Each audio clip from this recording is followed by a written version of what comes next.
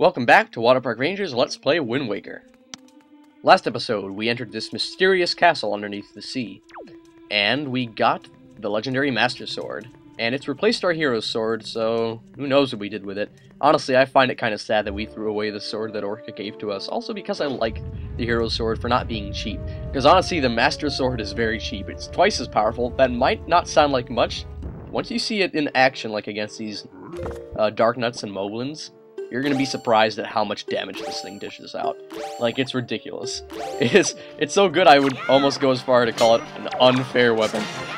So it really only takes 5 hits now to kill a Moblin with it. And that's just normal standard hits, just like side little hits. They'll finish it off even quicker.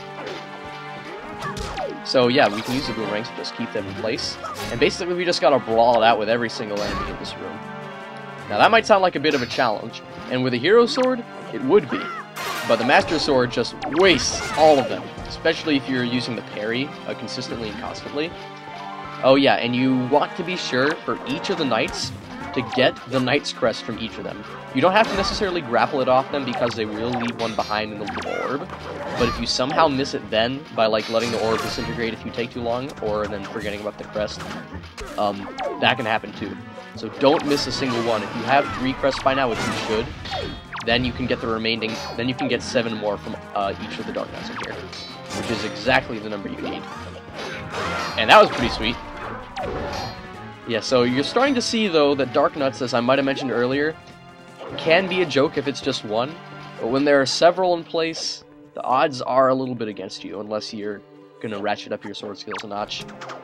So although the door seems wide open, there's an electric barrier, as you can see, and so we're not getting through there until every one of Ganon's minions is disposed of very violently. Oh man, that looked like it hurt, I gotta say. Not only because he got thrown by the explosion, but his jaw kind of just cracked over the railing. I feel sorry for the guy. Anyway, I was trying to use a bomb because sometimes you can actually scare Moblins away if you put a bomb down next to them. Something that I think I might like to try. Oh, awesome! I hit one over the balcony! Yeah, also Ganon's minions don't fare very well from high heights. Oh, I actually... Oh, no! So yeah, they can fight using just their bare fist, too, and they can actually pack a good punch if they get a nice charged punch up at you. Like that, but you can also block that with your shield, so just keep that in mind. Yeah, don't be too afraid of Moblins. They're not too tough. So yeah, you gotta work out fights against 10 Moblins and 7 Darknuts. They're all scattered around the place. There's some on the 2nd floor, some down on the 1st, some in deep corners on the 1st, so you gotta try and make sure we don't miss any. Oh, that was pretty awesome. So there's our Knight's Crest from that one.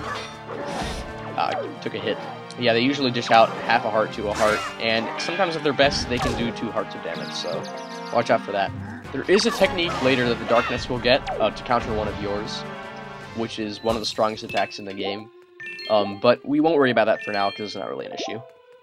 All I can say is, don't let them see that you're using a spin attack, otherwise they'll do a spin back at you, and it's stronger, so spin attacks are not the best idea for dealing with Darknuts.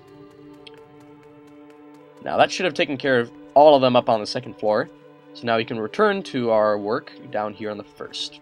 Probably missed something that was in the corner here. Oh, what do you know? So let's see if we can scare him with the bomb. Never mind, he's stunned so he won't be scared. And apparently the explosion wasn't close enough to hit him, so that was kind of fail. I don't know, there's something about Moblins that's just unsettling, like, they're not really disturbing for... Damn, I can't use a spear, because there's close quarters, whatever, Master Sword is probably better anyway.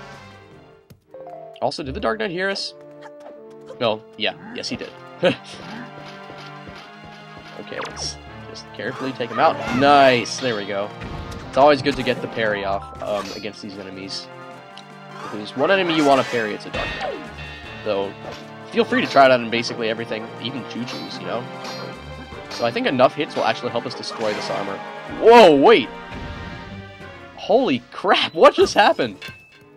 I guess I just hit him so hard that he just died, wow. Well, okay, I guess there is such a thing as a critical hit in Wind Waker. Yeah, like I say, you learn something new about this game all the time. Hey, why are you wandering back here? Oh, and yes, some people have noted that they look like Batman, and I kind of agree. They look like a weird version of Batman. Very strange version of Batman. Like a bootleg Batman or something that was, like, melted off in the bootleg factory. Assuming there is such thing. So yes, it's better to divide and conquer when it comes to Dark Nuts. Though, if you want to be cool like me, you'll try and lure them into groups.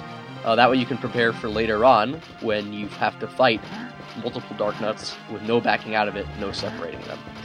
So this is a good practice now, so you might as well get it in. Wow. Yes, if they don't notice you, that's a great opportunity to sneak up on them, because Dark Nuts aren't too bright until you're in their sights. Then their smartness usually ratchets up a few knots. And yes, once you cut off that armor, they're also quite faster.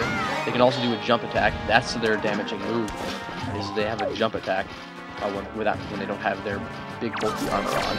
So try and don't get hit by that. That's not nice to get by. Yeah, be sure to keep using all your sidestepping and backflipping moves. I love how they so easily forget about us. It's mainly after you knock their sword out of their hands that their IQ goes down by like 1,000,000. But they still got their crazy karate, so just keep that in mind. They're not totally horrible. And their karate can actually do, it can still dish out like half a heart to a whole heart of damage. Oh, okay, there's our Knight's Crest. Pretty nice, and as you can see, these pearls are awesome. They just bombard you with rupees and everything you could possibly need. Now the only question is, where is the last enemy? I'm kind of confused. I thought we were doing a really good job of just like sweeping the place, making sure there were no survivors anywhere we went. But I guess that Agrabah is full of holes for rats to hide in. Now, where is the last? I'll laugh if it's a Dark Nut, because they're so big and bulky. Their armor like clanks when they walk.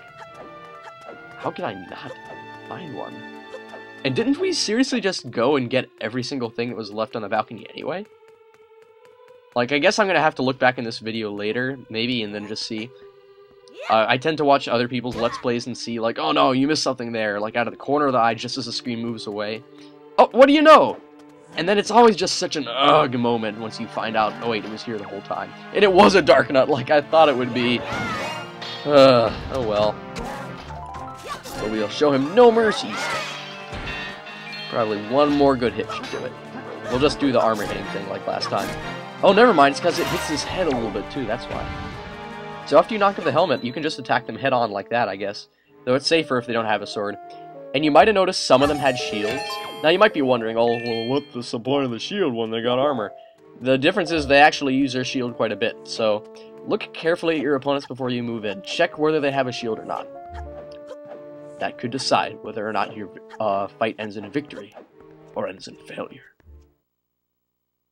Probably not, but maybe. Anyway, with all of them taken care of, we can return to our boat. I guess he doesn't have anything extra to say. So with that taken care of, let's just leave here. Did I say with that taken care of twice? Yes. Well, we do like to take care of things now, don't we? That's what matters in life. And now it's so colorful and lovely down here. And I should probably explain, the reason you can breathe underneath there is because of a giant magical bubble shield. Yeah. So really, the King of Red Lions isn't giving us any advice, but if you talk to him, he'll tell you that it's time to go to the Forsaken Fortress. Before you do, we do have some important stops along the way, so we're going to be heading towards the Forsaken Fortress, kind of in a northwesternly direction. Yeah, like that. And you'll get to see exactly what islands and people you'll come across next episode when we continue our journey towards the Forsaken Fortress, for the inevitable showdown with the King of Evil himself. See you then.